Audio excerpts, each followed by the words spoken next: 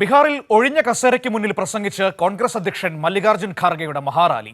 ബക്സറിൽ നടന്ന പൊതുപരിപാടിയിൽ 10,000-ഓളം കസേരകൾ ഒഴിഞ്ഞുകിടക്കുന്ന ദൃശ്യങ്ങളാണ് ഇപ്പോൾ സോഷ്യൽ മീഡിയയിൽ വൈറലാകുന്നത്. നിയമസഭാ തെരഞ്ഞെടുപ്പിന് മാസങ്ങൾ മാത്രം ബാക്കി നിൽക്കെ നാണക്കേടുണ്ടാക്കിയ സംഭവത്തിൽ ബക്സർ ജില്ലാ അധ്യക്ഷനെ കോൺഗ്രസ് പുറത്താക്കി. നിയമസഭാ തെരഞ്ഞെടുപ്പിന് മുന്നോടിയായി ബീഹാറിൽ സംഘടിപ്പിച്ച ജയ് ബാപ്പു, ജയ് ഭീം, ജയ് സംവിധാൻ റാലിയാണ് കോൺഗ്രസിന് നാണക്കേടായത്. ബക്സർ ജില്ലയിലെ ദൽസാഗർ സ്റ്റേഡിയത്തിൽ സംഘടിപ്പിച്ച മഹാറാലി ഉദ്ഘാടനം ചെയ്ത് സംസാരിക്കാനെത്തിയത് കോൺഗ്രസ് അധ്യക്ഷൻ മല്ലികാർജ്ജുൻ ഖാർഗെ. എന്നാൽ 10,000-ഓളം കസേരകൾ നിർത്തിയിട്ടിരുന്ന സ്റ്റേഡിയത്തിൽ ഉണ്ടായിരുന്നത് 100-ൽ താഴെ മാത്രം പ്രവർത്തകർ.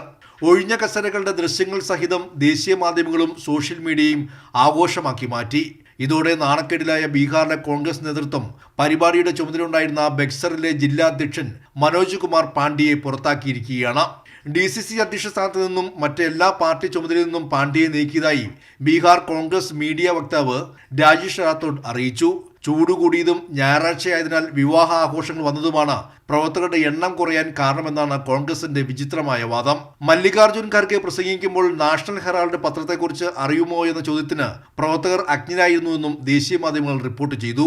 അഹമ്മദാബാദിൽ നടന്ന വിശാല പ്രവർത്തക സമിതിക്ക് ശേഷം ബീഹാറിൽ നടക്കുന്ന ആദ്യ സമ്മേളനത്തിലാണ് കോൺഗ്രസിനെ നാണക്കേടിലാക്കിയ സംഭവം. 243 സീറ്റുള്ള ബീഹാർ നിയമസഭയിൽ 2020 തെരഞ്ഞെടുപ്പിൽ 70 സീറ്റുകളിൽ മത്സരിച്ച കോൺഗ്രസിന് വെറും 19 സീറ്റിൽ മാത്രമാണ് വിജയിക്കാനായത്. കൈരളി ന്യൂസ്, ദില്ലി.